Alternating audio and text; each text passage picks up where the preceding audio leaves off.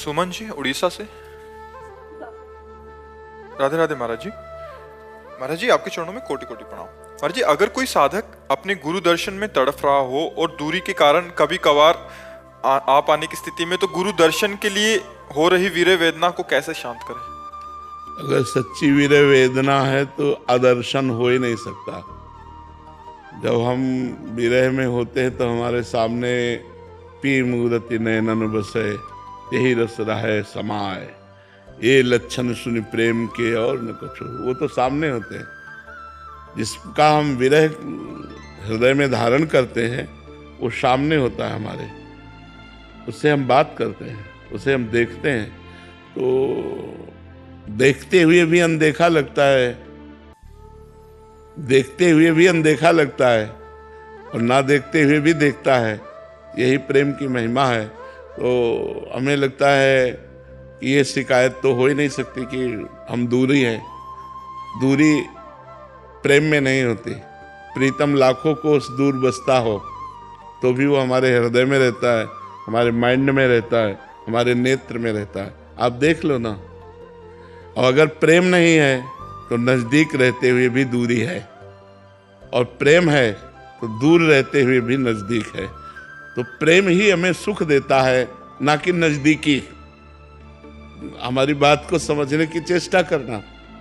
जो मिलन में तड़पन होती है मिलन के लिए, और जब हम मिलते हैं तो वो सुख नहीं होता। तो हमें लगता है हमारी तड़पन सुरक्षित रहनी चाहिए।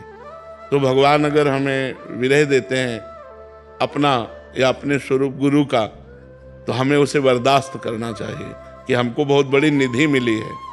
अपने गुरु के लिए तड़पना, अपने इष्ट के लिए तड़पना, ये बड़े सौभाग्य का विषय होता है।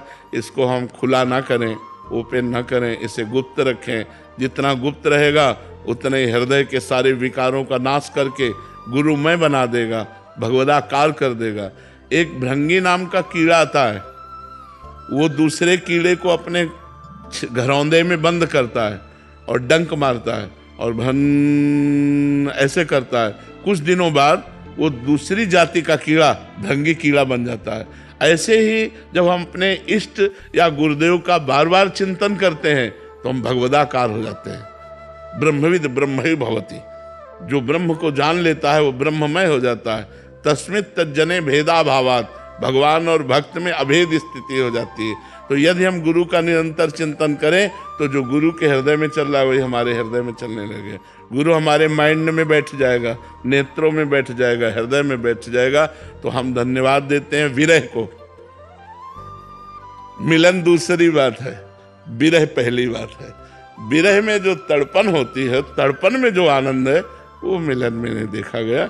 इसलिए हम प्रभु के लिए तड़पें, हम गुरु के लिए तड़पें, ये हमारा सौभाग्य है। भवानी शंकर शर्मा जी। श्री हरिवंश महाराज जी।